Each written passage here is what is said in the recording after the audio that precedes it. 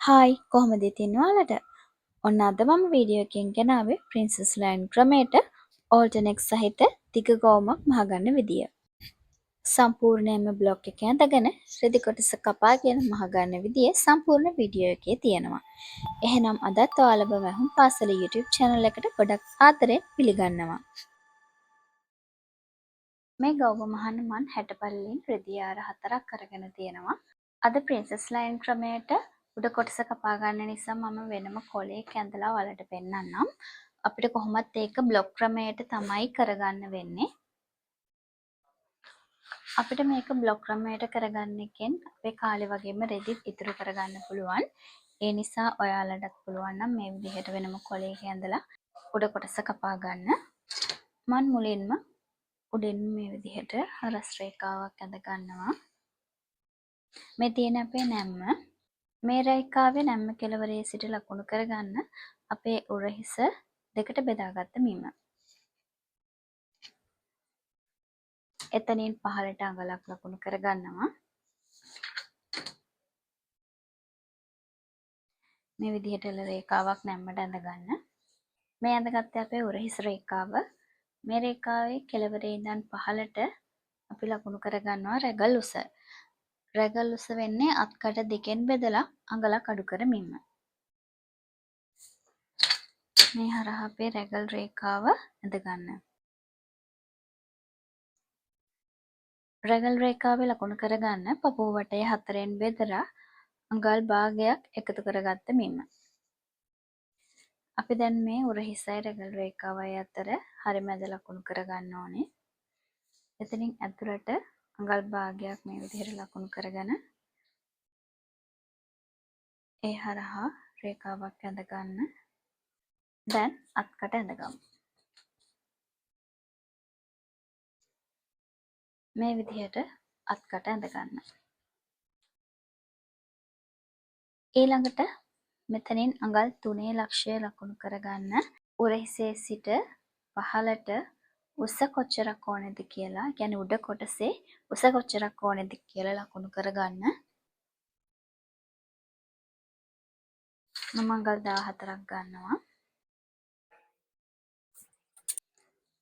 මේ ඉන රේඛාව දිගේ අපේ ඉනවටය 4න් බෙදලා එකට 1.5 එකතු කරගත්ත මෙන්ම ලකුණු කරගන්න. දැන් මම අපේ සයිඩ් සීම් එක යා කරගන්නවා. ඊළඟට අපිට අවශ්‍ය වෙනවා උරහිසේ ඉඳන් බස්ට් පොයින්ට් එකට පපුව මුදුන තෙක් උස.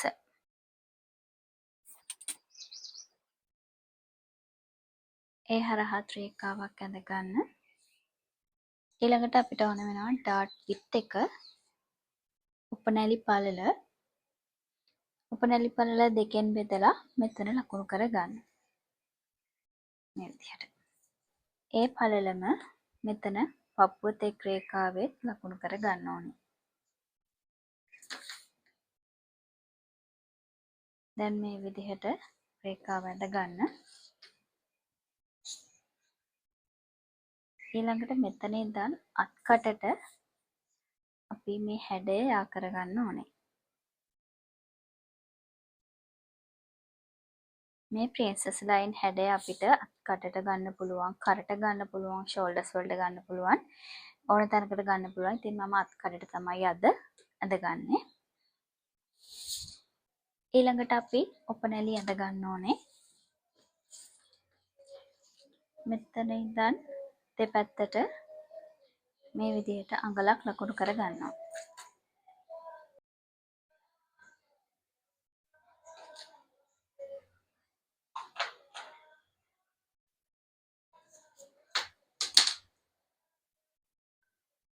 දැන් මෙතන ඉඳන් ෆස්ට් පොයින්ට් එකට යා කරගන්න මෙන්න මේ විදිහට ඔපනැල්ල.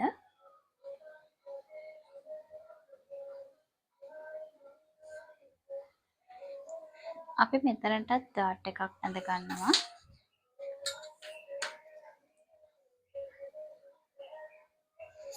මෙතනට අඟල් 3 කාලක් වගේ දෙපැත්තට ලකුණු කරගන්න. මේ සම්පූර්ණ ඩාට් එක 3 කාලයි වෙන්නේ. ඒකත් මේ විදිහට පොයින්ට් එකට ලකුණු කරගන්න. ඒකත් මේ විදිහට පොයින්ට් එකට යා කරගන්න. ඊළඟට අපි අක්කට ගාවිනුත් පොඩ්ඩක් තද කරගන්න ඕනේ.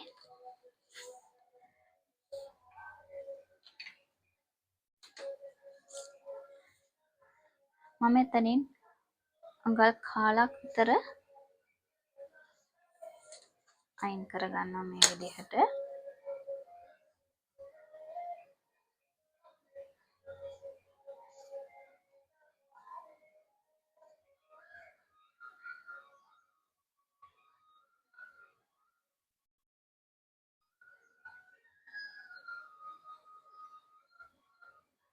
ඒක සම්පූර්ණයෙන් පොයින්ට් එකට මෙන්න යා කරගන්න එපා. මේ හරියදි වගේ නතර කරගන්න.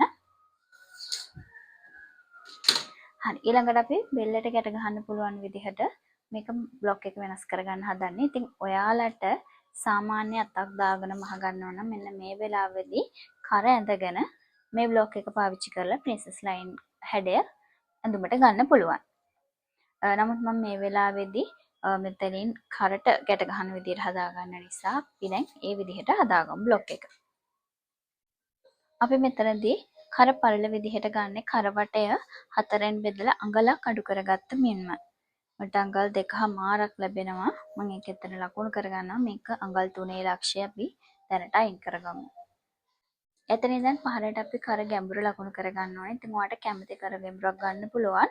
මම ගන්න මෙන්න මෙතන අපේ රැගල් රේඛාව ඔසට කර ගැඹුර. V shape එකට කර ගන්න නිසා මම මෙන්න මේ විදිහට කර ඇඳ ගන්නවා. ඔයාලට මේ රූල් අවශ්‍ය වෙන්නේ නැහැ. ඔයාලට අතින් ෂේප් එක ඇඳ ගන්න පුළුවන්. ඉතින් ඔයාලට පැහැදිලිව මේ රේඛාවන් පේන්න ඕන නිසා තමයි මම මේ වගේ රූලක් පාවිච්චි කරලා රේඛාව එකපාරම ඇඳගන්නේ. කරපටියේ පළල අඟල් 1.5ක් වගේ මට ඇති. ඉතින් ඔයාලට මේ වෙලාවේ අවශ්‍ය පළල ගන්න පුළුවන්. දැන් මම මේ අත්කට අලුතෙන්ම ඇඳ ගන්නවා. මෙන්න මේ විදිහට අත්කට ඇඳ ගන්නවා. මේක මේ දික් කරගන්න. ඒ වගේම කරපටියත් මම තව ටිකක් දිග කරගන්නවා. අපිට මෙතනින් ඇතුළට පිටිපස්සට ගැට ගැහෙන නිසා මම මේක තරමක් හැඩ කරගන්නවා. මෙන්න මෙතන අපේ උරහිස් රේඛාව කැපෙන තැන තියෙනවනේ. අන්න එතනයි අපි මුලින් ඇඳ රේඛාවයි මෙන්න මේ විදිහට යා කරගෙන අලුතෙන්ම උරහිසක් ඇඳ ගන්නවා. ඒත් අපේ ඇත්තම උරහිස් රේඛාව මේක නෙවෙයි. මම ඔයාලට ඒක පැහැදිලිව පේන්න ඕන නිසා වෙන පාට් එකකින් මේ විදිහට ඒ රේඛාව නැවත අඳිනවා. අපි එතන ඉඳන් පහලින් අඟලක් ලකුණු කරගන්නවා. මේ රේඛාවෙන් ඉඳන් පහළට අඟලක් ලකුණු කරගන්නවා කර කැපෙන විදිහට. මේ පැත්තෙනුත් එහෙමයි.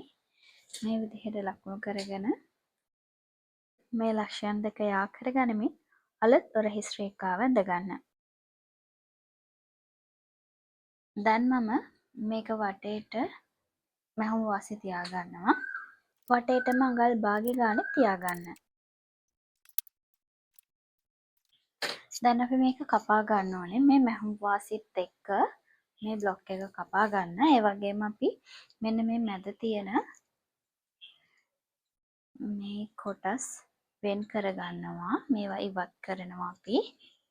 ඒ වගේම මේ කොටසත් ඉවත් කරනවා.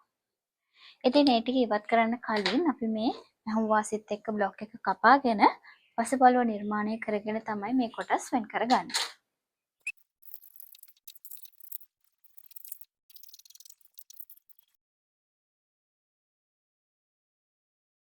දිගෑරියම පෙරපළුව මෙන්න මේ විදිහට තමයි ලැබෙන්නේ. අපි බලමු කොහොමද මේකෙන් පසුපළුව නිර්මාණය කරගන්නේ කියලා. ඒ වගේම තමයි ඔයාලට අවශ්‍ය නම් මෙතන ඩාට් එකක් ඇඳගෙන එකක් මහ ගන්න පුළුවන්. එතකොට ඔයාගේ බස්ට් එකේ හැඩය තව ටිකක් ෂේප් කරලා දෙනවා එතනින්. අපිට පුළුවන් කෙලිම මේක පසුපළුවට අදාළ විදිහට ඇඳගෙන රෙදි කොටසින් කපා ගන්න. නමුත් ඔයාලට පැහැදිලිව පේන්න ඕන නිසා මම මේක මුලින්ම කඩදාසි කොලයක නිර්මාණය කරන්නම් පසුබළුවත්.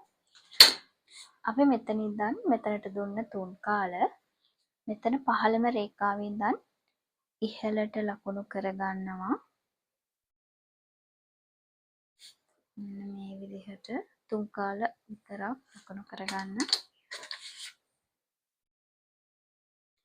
මේ විදිහට ඇඳගන්න. මේ ඉරි නැහැ. මෙතන යටින් ඇඳලා තියෙන එක තමයි හරි. අපි එතනින් නවා ගන්න ඕනේ.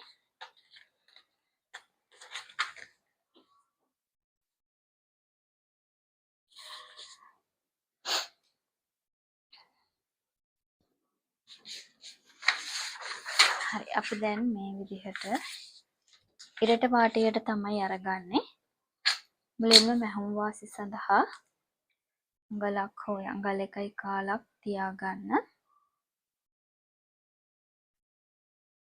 මේ විදිහට අඳගෙන මේ කොලේ අපේ පෙරපළුව මේ ආකාරයෙන් තියාගන්න.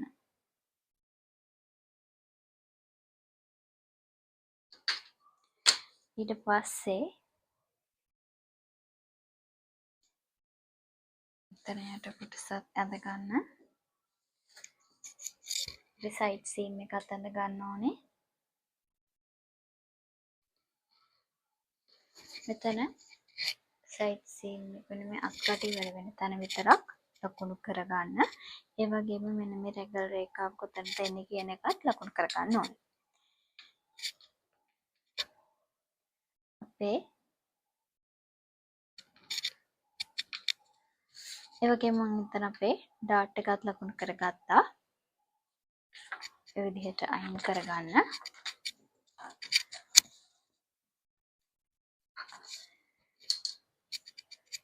මෙන්න මේ රෙගල් රේඛාවේ ඉඳන් පහළට අඟලක් විතර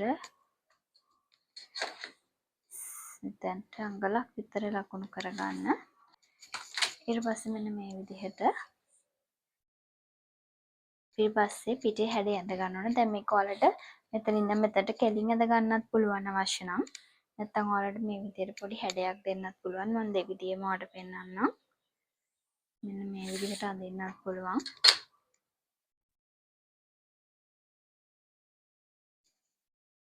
මෙතන ඉඳන් මෙතනට අඳින්නත් පුළුවන්. ඉතින් මේ කර හැඩය 1, මේ කර හැඩය 2. ඔයාලට කැමති කර හැඩයක් පිටපස්සට අඳ ගන්න පුළුවන්. ඒක ගැටලුවක් නැහැ. අපි ළඟට කරන්න ඕනේ මෙන්න මේ ඩාට් එක ඉවත් කරගන්න ඕනේ. ඩාට් එක මේ විදිහට දිගටම අඳින්න. මෙන්න මේ විදිහට ඇඳලා මම ඩාට් එක නවා ගන්නවා.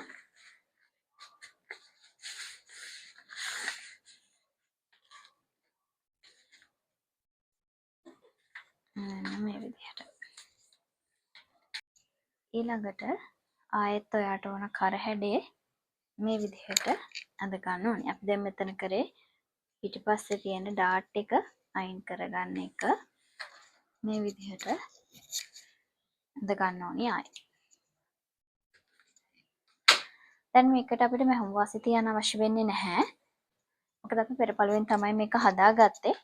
ඒ නිසා මැහුම් වාසිත් එක්කම තමයි මේ දැන් බ්ලොක් එක හැදලා තියෙන්නේ. ඉතින් ඔයාලට මේක කෙලින්ම රෙදි කොටස ඇඳගෙන මෙතනින් මැහුමක් දාගන්න පුළුවන්, ඩාට් එක මහ ගන්න පුළුවන්. නැත්තම් මේ විදිහට බ්ලොක් එකට අරගෙන මේ මැද කොටස ඉවත් කරගෙනම රෙදි කොටසේ කපා ගන්න පුළුවන්. දැන් මම මේක ගම් ටිකක් දාලා අලව ගන්නවා. මේ තියෙන්නේ අපේ පසුපළුව. මේ තියෙන්නේ ඉරට වාටිය. අපි මෙතනින් සිප එක මහ ගන්නවා. මේ අතර තමයි අපේ කර එන්නේ. දැන් අපි ආයෙත් අපේ පෙරපළුවට යන්. අපේ පෙරපළුවේ අපි මේ අයින් කරගන්න කොටස් ටික අපි දැන් අයින් කරගමු. මුලින්ම මේ විදිහට නවපු කොටස දිගේ ඇරලා මේ කොටස අපි කපා ගමු. අපි මේ කොටස කපලා ඉවත් කරන්නේ නැහැ.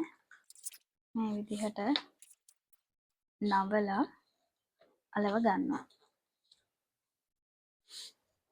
දෙනවා කෙලිම රෙදි කොටසේ ඇඳ ගන්න කෙනෙක් නම් මෙතන ඩාට් එකක් මේ විදිහට මහ ගන්න වෙනවා. සයිඩ් සීම් එක හෙලින් කරලා ඇඳ ගන්න. රෙදි කොටස කපා ගන්නකොටත් මේකට අඟල් භාගයක් වෙන්න තියලා තමයි අපි කපා ගන්න ඕනේ. දැන් අපේ උඩ කොටසේ පෙර සහ පසුපළුව හරි අපි දැන් රෙදි කොටස් කපා ගන්න යමු. මුලින්ම රෙදි කොටසෙන් සාය තමයි මම කපා ගන්නෙ. අපි බලමු සායට කොහොමද රෙදි ප්‍රමාණය මැනගන්නේ කියලා. අපිට මුලින්ම ඕන වෙනවා සාය උස. අපි සාය උස ගන්නේ සම්පූර්ණ ගෞමය උසෙන් උඩ කඳ කොටස සඳහා අවශ්‍ය උස අඩු කරලා ඉතිරි ටික තමයි සාය උස විදිහට ගන්න. සාය උස මගේ 39ක් තියෙනවා. මම මුලින් මේ විදිහට මේ කෙළවරේ ඉඳන් 39ක් මැන ගන්නවා. හරි, මෙතනට තමයි 39 තියෙන්නේ. ඊට පස්සේ අපේ ඉන වටය 3ෙන් බෙදා ගන්න ඕනේ. මෙතනදී අපි ඉන විදිහට ගණන් ගන්නේ ඉන වටය ඒකට එකතු කරන්න ඕනේ අපි කඳ කොටසේ බුරුල සඳහා එකතු කළ අගය, ඒ වගේම අපිට සාය කොටස සඳහා අවශ්‍ය වන මැහුම් වාසි, මෙන්න මේ තුනම එකතු කරලා තමයි අපි ඒක නැවත 3ෙන් බෙදා ගන්නේ. ඉතින් මෙතන අපි මෙතනට වෙනකම් මැන ගත්තා. මම ඊට අමතරව තව අඟල් කිහිපයක් එකතු කරගන්නවා. අඟල් 5ක් විතර තියා ගන්නවා. මැහුම් වාසිය අද ගන්න වගේම රෙද්දි වල ඇද තිබුණොත් ඒ ඇද අර ගන්න පුළුවන් වෙන අඟල් 5ක් විතර මෙතනට එකතු කරගෙන මේ වගේ දෙගුණයක රෙදි කොටසක් තමයි සාය මහ ගන්න, සාය කපා ගන්න අරගන්නේ. මෙන්න මේ විදිහට මම මේ වගේ දෙගුණයක රෙදි කොටසක් අරගන්නවා. දැන් අපි මෙතනින් ලකුණු කරගෙන මෙතනින් කපලා වෙන් කරගමු. ඔන්න අපි මේ විදිහට ඒ ඇඳගත්ත තැනින් කපලා වෙන් කරගත්තා. මේ විදිහට ඉරට වාටිය එකට තියාගෙන මෙන්න මේ විදිහට නැම්ම හම්බ වෙන තැනින් අපි මේ රෙදි කොටස මේ ආකාරයට වයසකට නවා ගන්නවා. ආයෙත් බලා ගන්න මේ තියෙන ඉරට වාටිය අපි මෙතන ඉඳන් මේ අපිට අවශ්‍ය රෙදි කොටස සම්පූර්ණයෙන් මේ විදිහට දෙකට නවාගෙන ඉරට වාටිය මේ විදිහට එකට තියාගෙන එනකොට මෙන්න මේ නැම්ම හම්බ වෙන තැනින් අපි මේ රෙදි කොටස මෙන්න මේ විදිහට බයස් අතට නවා ගන්න ඕනේ. හරි, දැන් මෙතන ඉඳන් මම රෙදි කොටස ඇඳ ගන්න නිසා මේ ඉන්විසිබල් පෙන් එක පාවිච්චි කරනවා.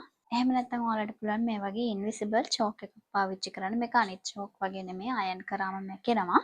ඒ නිසා මේකට කියන්නේ අපි ඉන්විසිබල් චෝක් කියලා.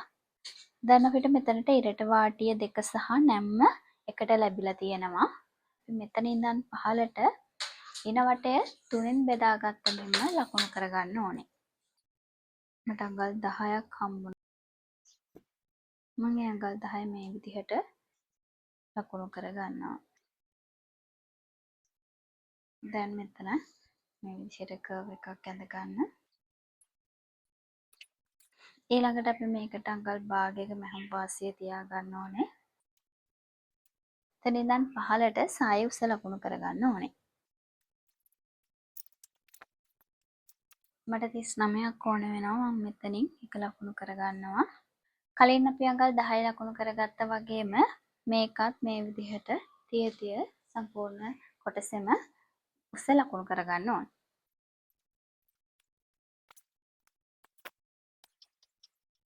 ඊළඟට මේ විදිහට අඳ ගන්න පුළුවන් ඔයාට සායේ වාටිය කොටස. ඔයාට අවශ්‍ය නම් මෙතනට මැහුම් වාසියක් තියා ගන්න පුළුවන් අඟල් භාගයක විතර. මම යට කොටස ඕලොක් කරලා ෆිනිෂ් කරන නිසා මැහුම් වාසියක් තියාගන්නේ නැහැ. දැන් මේක කපා ගමු.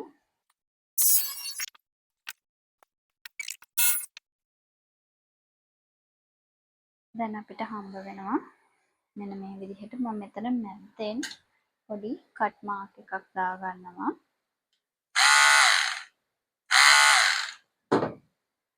ඇඳුමේ හරි මැදට මෙතන තමයි මෙහෙන්න ඕනේ. මේ පැත්තෙන් අපි පිටිපස්සට සිප එකක් මහ ගන්නවා. දැන් අපි ඉතුරු රෙදි කොටසෙන් උඩ කොටස කපා ගමු. මුලින්ම මම මේකෙන් කරට ගැට ගහන රෙදි කොටස කපා ගන්නවා. මේක මෙතන ලේයර්ස් දෙකක් තියෙනවා. ඒක මම මේ විදිහට ආයෙත් නවා ගන්නවා. දැන් අපිට මෙතන රෙදි කොටස් 4ක් ලැබෙනවා. මේ පැත්තට තමයි නැම්ම තියෙන්නේ. මුලින්ම මෙන්න මේ විදිහට ඇදේට ඉරක් ඇඳ ගන්නවා. මම මෙතන ලකුණු කරගන්නවා අඟල් 4ක්. සම්පූර්ණ දිග විදිහට මට 24ක් තියෙනවා. මම ඒ 24ම පාවිච්චි කරනවා. මෙතන උඩින් මතක තියාගන්න අපේ මෙන්න මෙතන උරහිසට කොච්චරක් තිබ්බද කියලා මැනගෙන එතන තියෙන අඟල් 2කට ළඟ ප්‍රමාණයක් මම මේ ප්‍රමාණය මෙතන ලකුණු කරගන්නවා. මෙන්න මේ විදිහට දන්නවාට පුළුවන් මේක කෙලින් හෝ මෙන්න මේ විදිහට ගෙවිගෙන යන කොටසක් විදිහට හරි මේක ඇඳ ගන්න. මෙන්න මේ විදිහට හරි ඇඳ ගන්න පුළුවන්. මෙන්න මේ විදිහට මම ඇඳගත්තා. දැන් මේක කපා ගමු. මහුම් වාසි අඟල් භාගයක් විතර තියාගෙන කපා ගන්න. මම මෙතනින් මේක වෙන් කර ගන්නවා. දැන් අපිට මේ විදිහේ කොටස් දෙකක් තියෙනවා. අපිට මේක පුළුවන් පිටිපස්ස බෙල්ල ටිකට ගහන විදිහට මේ විදිහට මහ ගන්න. මේ විදිහේ පටි දෙකක් තමයි අපිට ලැබෙන්නේ. දැන් අපිට මෙතන කොටස් දෙකක් තියෙනවා. අපි ඒක මේ විදිහට දිගහැරලා කපා ගන්න ඕනේ. අපිට මේකෙන් කොටස් දෙකක් ඕනේ. මේ කොටස් වලින් අපිට 4 ගන්න ඕනේ. මේක දෙපැත්තට 1යි, මේ පැත්තට 2යි. මේකෙනුත් එක පැත්තකට 2ක් සහ අනිත් පැත්තට 2ක් විදිහට මේකෙනුත් 4ක් ඕනේ. මේකෙන් අපිට කොටස් 2යි ඕනේ වෙන්නේ. මුලින්ම මම මේක එහා මෙහා නොවෙන්න පින් වලින් රඳව ගත්තා.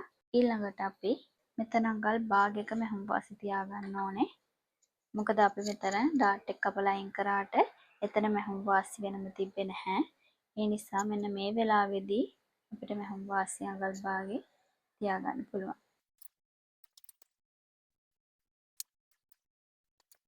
දැන් අපි මේක කපා ගමු.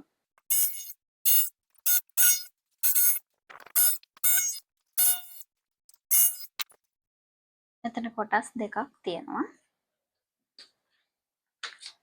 දැන් අපිට ලේයර්ස් 4ක් යන විදිහට අපිට ඉදි කොටස නවා ගන්නවා. අපි කලින් කොටසේ වගේ මෙතනත් මහුම් වාසිය තියාගන්න ඕනේ. මේ සයිඩ් සීම් එක කෙලින් කරලා ඇඳ ගන්න ඕනේ. මහුම් වාසිය අඟල් භාගය ඇඳගත්තා. මෙතන සයිඩ් සීම් එක කෙලින් කරලා ඇඳගත්තා. දැන් අපි මේකත් කපා ගමු.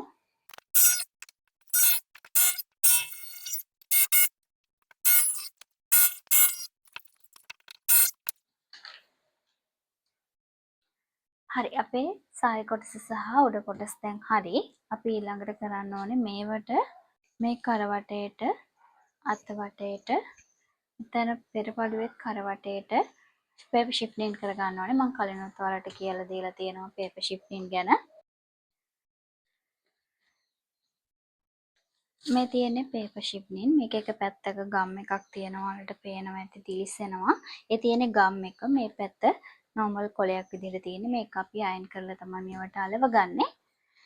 මේ හැම කොටසින්ම ලයිනින් එක තමයි අපි ෂිප්නින් කරගන්නේ. ඉතින් මම එකම රෙදි කොටස පාවිච්චි කරපු නිසා මේකෙන් කොටස් දෙකක් අරගන්නවා. මේකෙනුත් කොටස් දෙකක් ගන්නවා.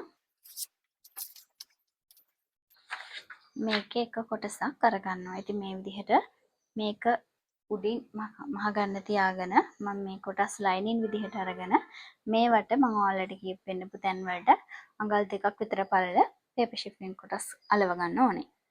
ඔයාලා ඇඳුම් වල කරවල වලට ෆේසිම කපා ගන්න විදිහටම මේ ෂිප්නින් එකත් කපා ගන්න පුළුවන්. මේ විදිහට අවශ්‍ය හැඩයට මට කරට සහ අත් කඩට දෙකටම ඕන නිසා මම එකපාර තමයි කපා ගන්නෙ.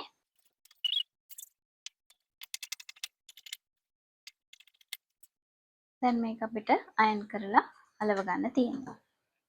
ඔන්න අපි අවශ්‍ය තැන් වලට පේපර් ෂිප්ලින් එක අලවගෙන තියෙනවා. අපි දැන් මේ කොටස් ඔක්කොම මහගමු. අපි මුලින්ම කරන්න ඕන මේ ලයිනින් කොටස් සහ ඉස්සරහ වෙනම රෙදි කොටස වෙන වෙනම මහගන්න ඕන. මේ මම කන පිට මාක් කරගත්තත් මේක තනිපත් රෙද්දක් නිසා අපිට හොයාගන්න අමාරුයිනේ. ඒ නිසා මම මේ විදිහට මාක් එකක් දාගත්තා කන පිටින්. මුලින්ම මේ විදිහට එකතු කරලා මහගන්න. ඒ වගේම ලයිනින් එක වෙනම මහගන්න ඕනේ.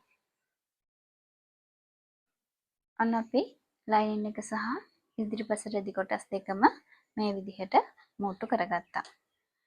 දැන් අපිට කර මහගන්න තියෙන්නේ මේ විදිහට හොඳ පිට තියාගෙන කර අඟල් භාගයට මහගන්න. ඒ වගේම අත්කටත් ඔයාලට මේ වෙලාවේ අඟල් භාගයට මහගන්න පුළුවන්. ඊට කලින් අපි මේ මැහුම් වාසි වලට කට් මාක් දෙමු. අපි මේ විදිහට මේ මැහුම් වාසි වලට කට් මාක් දාගත්තා කොටස් දෙකේම. ඒ වගේම තමයි මේ වෙලාවේ ඔයාලා කැමති නම් මෙතනට වෙල් බෝන් කොටසක් මහගන්න පුළුවන්.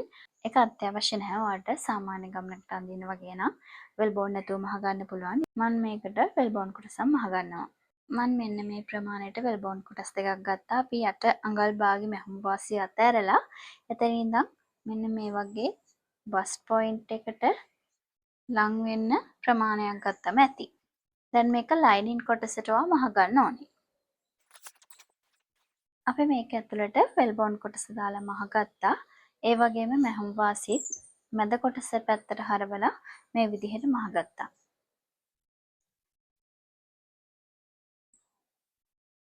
ඔයාලට කැමති නම් මේ පෙරපළුවෙත් ඒ විදිහට මහගන්න පුළුවන්. නැත්නම් අත්‍යවශ්‍ය නැහැ. ඔයාලට පුළුවන් මේ මැහුම් වාසි ටිකක් කොට වෙන්න කපලා දාන්න. මම ඉදිරිපස කොටසේ මැහුම් වාසි කොට වෙන්න කපා ගත්තා. දැන් අපි කර සහ අත්කට මහගමු. උඩ උරහිස් මහගන්න එපා. අත්කට සහ කරවට විතරක් අඟල් භාගයට මහගන්න. ඔන්න අපි කරයි අත්කටයි මහගත්තා. දැන් අපි මේකට කට් මාක් දාගමු.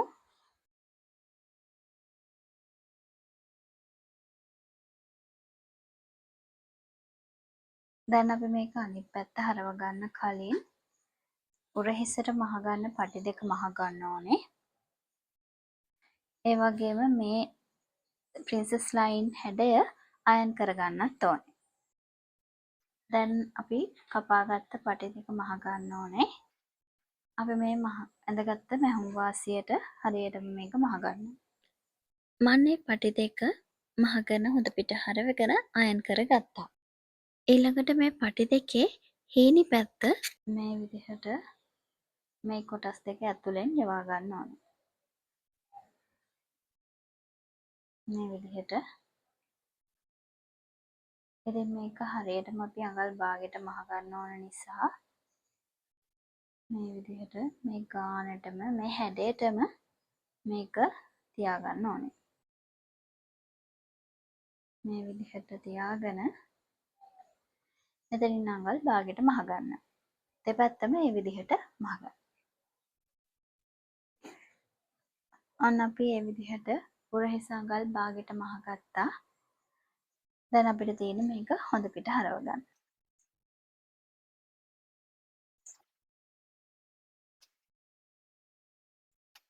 දැන් අපි මේක ටිකක් අයන් කරගමු. ඔන්න අපි අපේ පෙරපළුව හදාගෙන ඉවරයි. මේ තියෙන කන පිට, මේ තියෙන හොඳ පිට. ඉතින් කන පිට හොඳ පිට දෙපැත්තම මැහුම් වාසියක්වත් පේන්නේ නැතුව තමයි තියෙන්නේ. අපි දැන් යමු පසුපළුව මහගන්න.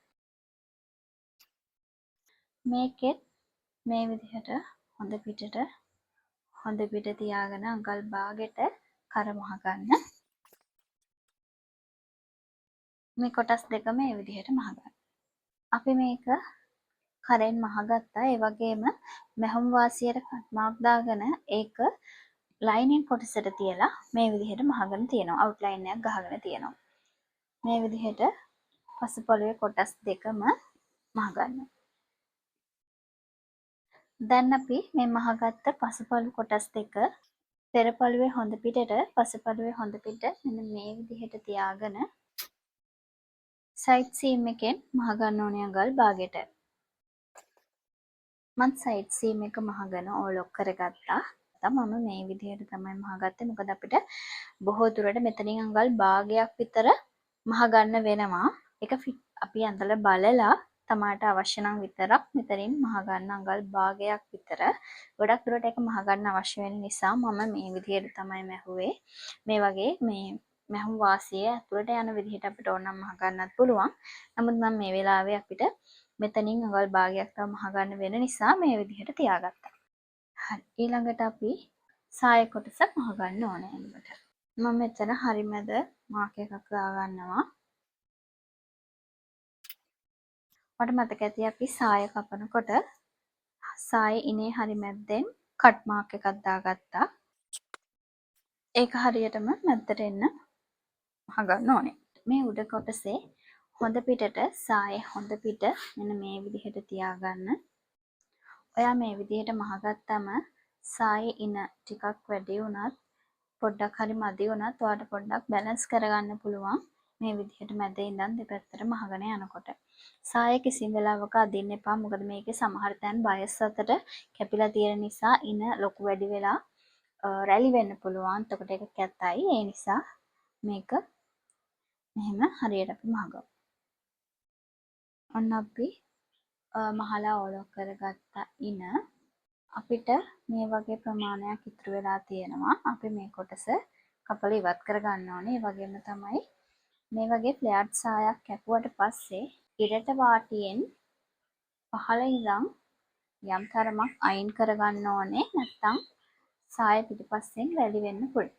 ඒ නිසා අපි දැන් මෙතන සාය කොටස ඉතුරු වුණ මේ ප්‍රමාණයත් එක්කම යටි වැඩිපුර කොටසක් කපලා අයින් කරනවා. අපි බලමු කොහොමද ඒක කරගන්නේ කියලා. අපි මෙතන අඟල් 4ක් වගේ මේ විදිහට කපලා අයින් කරගන්නවා.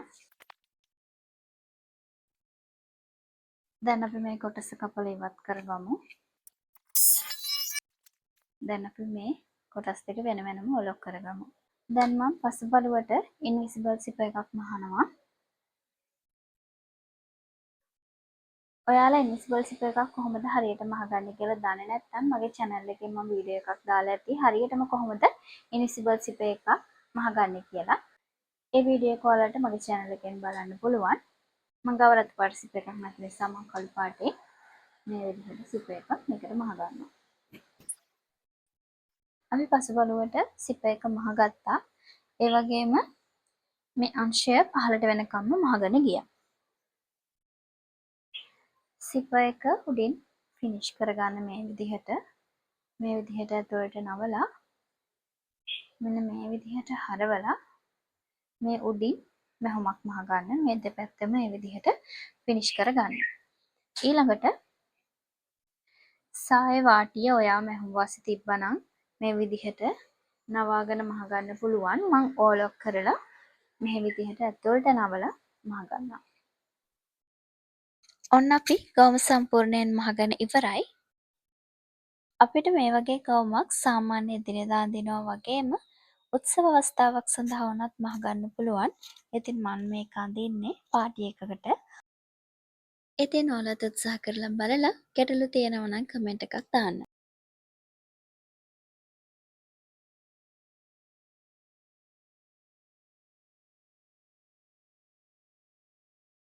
මේ තියෙන්නේ මං ගවුමේ වාටිය ෆිනිෂ් කරගත්ත විදිහ. මුලින් ඕලොක් එකකින් මහලා ඊට පස්සේ නවලා මැහුවා. මේ ගවුම ඇඳලා බලලා ඔයාලට අත්යටින් අවශ්‍ය නම් පමණක් අඟල් භාගයක් විතර මෙන්න මේ විදිහට තියලා මහගන්න පුළුවන්. ඒ වගේම තමයි ඔයාලට මේකට බ්‍රා කප් එකක් මහගන්න පුළුවන්. එහෙම නැත්නම් ස්ට්‍රැප්ලස් බ්‍රා එකක් අඳින්නත් පුළුවන්. එහෙනම් ආයෙත් මේ වගේ ලස්සන වීඩියෝ එකකින් එනකම් ඔයාලා හැමෝම පරිස්සමින් ඉන්න. ගිහින් එන්නම්.